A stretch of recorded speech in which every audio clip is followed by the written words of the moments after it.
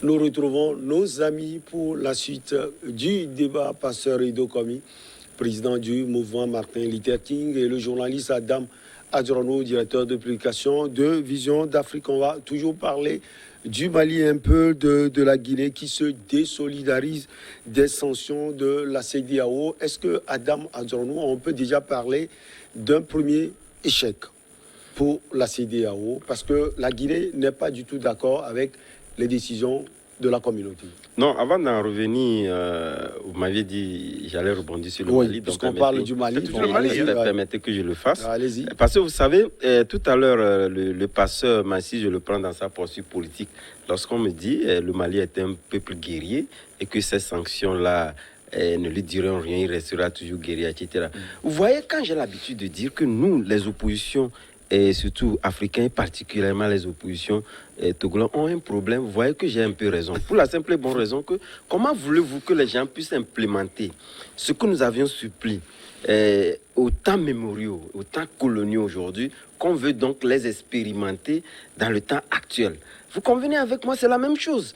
À partir du moment où on a eu des résultats, à la sortie des élections et de la conférence nationale souveraine de 2014, on veut toujours implémenter les mêmes stratégies aujourd'hui, sans savoir que nous sommes en face d'une nouvelle population, nous sommes en face d'une jeunesse, nous sommes en face des gens qui comprennent mieux la politique. Voyez-vous, c'est en cela que je voulais en fait rebondir pour dire aux passeurs que, en réalité, lorsque on a un regard tourné pour peut-être implémenter des choses il y a de cela 60 ans, aujourd'hui, on ne fera pas grand recette. On ne fera pas du tout recette. Maintenant, pour revenir donc à la question de la Guinée, pour revenir donc à la Guinée, vous savez, c'est dans l'ordre normal des choses. La Guinée, au-delà de tout, lorsque les gens essaient donc de l'interpréter que voilà, la Guinée s'est désolidarisée. De toutes les façons, la CEDEAO n'a pas demandé l'avis de la Guinée. Ils ne pouvaient même pas, parce que, pour la simple et bonne raison, la Guinée est sanctionnée, connue de tous.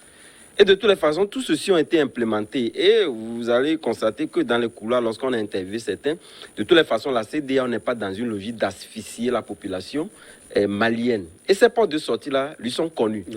Voilà pourquoi ça n'a même pas fait cas. Donc, je pense que cette junte également, au niveau de la... Même si elle essaie aujourd'hui de montrer des facettes plus ou moins satisfaisantes, est dans une logique également du populisme. Parce que jusqu'au jour d'aujourd'hui, il essaie de prendre des décisions qui plus ou moins tentent d'épouser un peu l'opinion aussi guinéenne et par-delà tout l'opinion africaine. C'est dans cette logique-là, de toutes les façons, il n'avait même pas à se prononcer puisque la CEDEAO n'a pas demandé son avis sur cette question de fermeture des frontières. Et même l'ont dit, ils n'ont pas pris cas. Ils n'ont même pas pris part aux discussions d'Accra. Donc je ne sais pas en quoi la Guinée avait besoin de pouvoir donc se prononcer sur cette question-là. Puisqu'elle n'a pas participé. Elle n'a pas participé.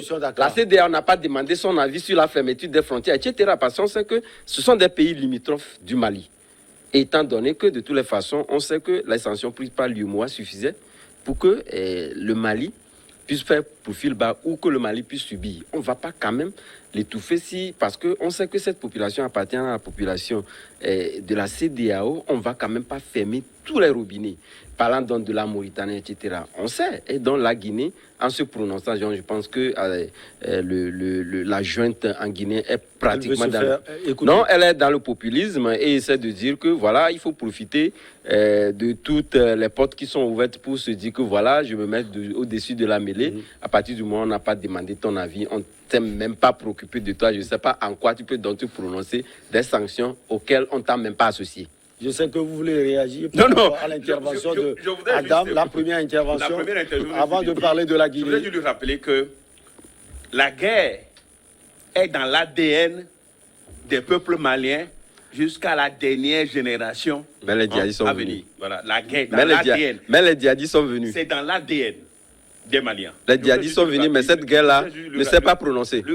Les djihadistes sont venus, cette guerre ne s'est pas prononcée. Parce que ce qu'il dit est important. Quand il s'agit, la guerre est là, donc de toute façon, on est obligé de solliciter. Et ils ont pris la tangente. Quand les djihadistes étaient venus, ils ont pris la tangente, on les a retrouvés au Niger, à Bamako, on les a retrouvés au Niger. Ceux qui ont demandé à la France de venir ne sont plus aujourd'hui, c'est pourquoi ceux qui sont là aujourd'hui... Ce ne sont pas des Maliens. Non, c'est des Maliens, justement, c'est des Maliens. Ils ne sont plus là aujourd'hui aux affaires. Donc c'est pourquoi ceux qui sont là actuellement disent que la France, nous ne pensons pas que votre présence aussi nous a été... Merci de nous avoir rendu service. Je crois que vous n'êtes plus disposés à être avec nous. Donc pliez vos bagages. Ce n'est pas ça.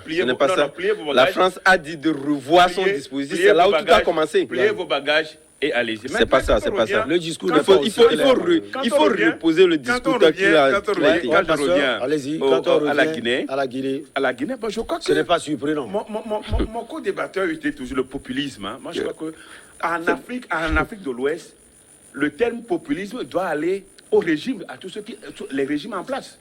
Les régimes en place, c'est eux les populistes. Quand les gens prennent les décisions, on t'a pas appelé. Les populistes parce que ils n'ont jamais, la plupart d'entre eux n'ont jamais été élus proprement comme cela se doit. Mais ils se donnent l'impression comme c'est eux qui gouvernent. Et in fine, on les voit de ne rien faire. On les voit prendre des décisions qui ne sont jamais appliquées. Alors la Guinée a fait une sortie remarquable. Hein. C'est une sortie remarquable. Par rapport. Et la CEDEAO ne voit pas l'ampleur, la portée. La CEDEAO est en train de perdre de terrain. Aujourd'hui, la CEDEAO est en train de perdre de terrain. Il faut qu'elle sache qu'elle est en train de perdre de terrain. Et si elle ne sait pas faire, elle va perdre la Guinée, elle va perdre le Mali et d'autres pays qui vont suivre. Donc c'est un souhait que les coups d'État se perpétuent? Non, ce n'est pas forcément les coups d'État. Ouais. Je dis, la CEDEAO aurait pu... Mais pour le moment, on voit des régimes qui sont venus par le coup d'État. La CEDEAO aurait pu mettre en place des principes rigoureux depuis pour que réellement cela soit intégré dans les constitutions pour que quand le jour où vous faites le coup d'État même, qu'on puisse savoir le sort qui vous est attribué. Mais la CEDEAO a traîné et accepte les coups d'État constitutionnels. Parce qu'on estime que ceux qui font ces coups d'État constitutionnels sont plus proches, sont les plus proches. Vous parlez de quel pays précisément, ces coups d'État constitutionnels? Vous prenez la Guinée, de Alpha Condé.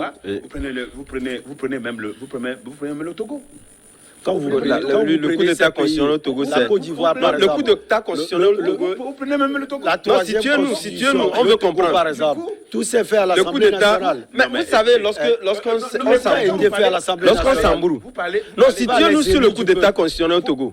Pour le Togo également, il n'y a pas eu limitation, quelqu'un a réinstauré donc la limitation, c'est un coup d'État. C'est pourquoi je dis que la CEDEAO aurait pu mettre en place des principes fondés sur 2 mandats. Les régimes à 2 mandats auraient pu le faire, tabler rigoureusement. Je pense que... Rigoureusement, non, je suis en train de dire. Elle n'a pas fait, et aujourd'hui, ça se perpétue. Et on est là, et quand j'entends le Guinéen qui dit nous voulons des régimes démocratiques, le Ghanéen qui parle de ça. Au Ghana, il y a déjà la démocratie, il y a déjà le principe est déjà acquis au Ghana. Je crois qu'il aurait pu mettre, désormais, c'est ce que nous allons mettre dans l'espace de la commune. Il n'a pas fait. Donc la Guinée a fait une sortie remarquable. Vous savez, moi j'ai écouté, on a écouté le podcast. Mais comme madame l'a dit, elle n'a pas été invitée.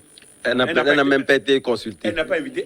Pour la fermeture des frontières. Elle reste un pays de la CEDEAO jusqu'à hier. On n'a pas dit non, mais c'est sorti avec elle reste un pays de la CEDEAO. Et c'est normal. C'est sorti avec quelle valeur? Même si elle n'a pas été... Non, c'est sorti avec quelle valeur? A donné son avis par rapport à ces sanctions. Mais il n'a pas été associé. On n'a pas besoin de l'associer. La Guinée n'a pas besoin d'être associée. Mais elle a donné son point de vue par rapport à ces sanctions. Ce que vous êtes en train de faire, c'est fâcheux ce que vous êtes en train de faire. Et du coup, c'est un événement. C'est un événement. Les frontières guinéennes sont restées ouvertes au Mali.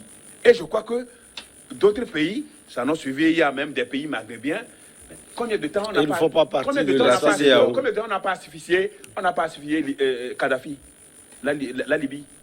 La Libye a asphyxié.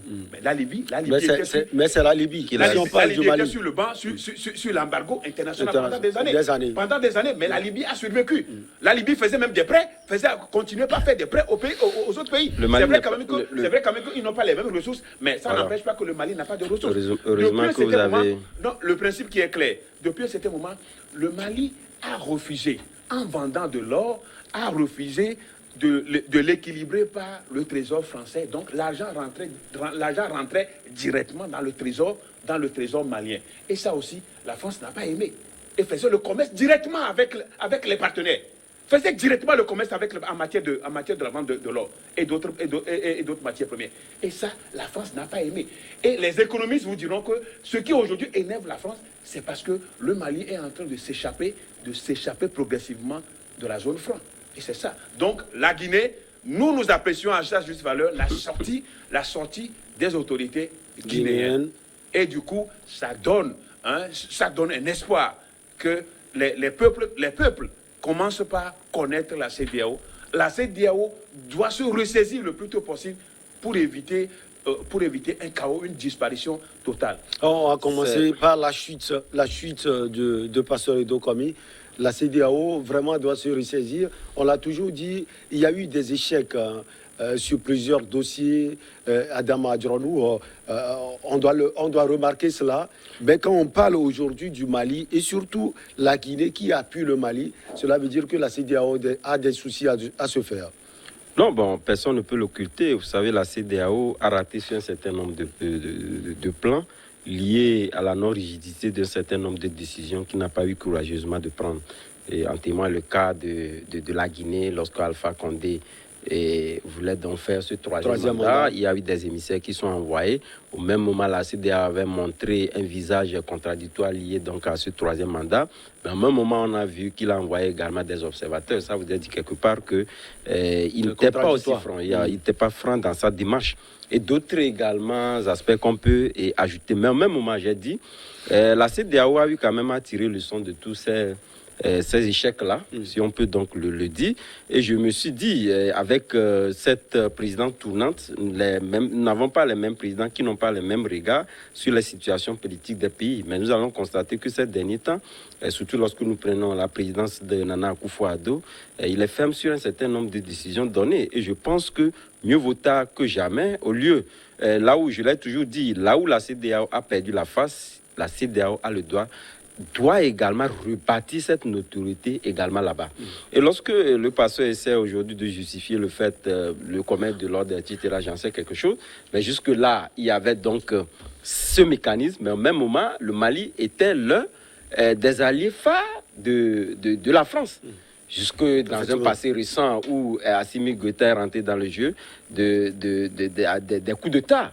Et la France ne sait jamais, même si on peut plus ou moins discuter de cette question-là, la France et le Mali étaient l'un des alliés phares de la France. Et là, je me dis, lorsqu'on dit la CEDEAO va perdre la face, il vous en souvient que lorsque on avait eu le coup d'État en Guinée, le Mali était l'un des pays qui avait condamné et était à l'avant-garde de sanctionner donc, la Guinée. Et faisait partie intégrante donc, de la CEDEAO.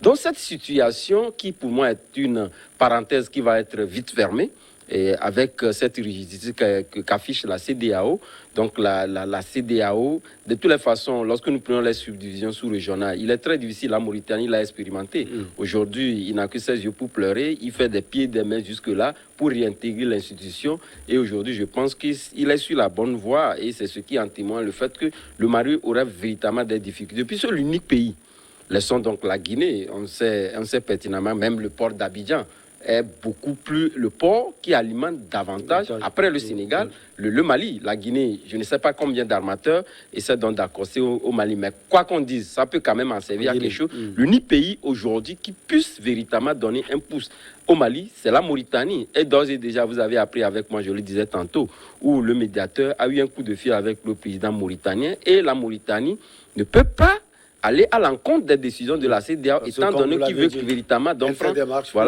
pour donc intégrer l'institution. Donc tout compte fait, les parenthèses maliennes que nous constatons aujourd'hui ne peut pas être, disons, un artifice pour dire que voilà, la CEDEAO va se disloquer parce que les subdivisions sous-régionales sont d'abord une demande des Nations Unies et je ne vois pas en quoi le Mali va se désolidariser pour donc sa jeune. Il faudrait quand même que tous ces pays, lorsqu'on arriverait donc à la normalité, qu'on puisse tirer leçon de tous ces échecs-là pour refonder une sous-région qui soit donc une sous-région modèle, comme il a toujours aidé en Afrique.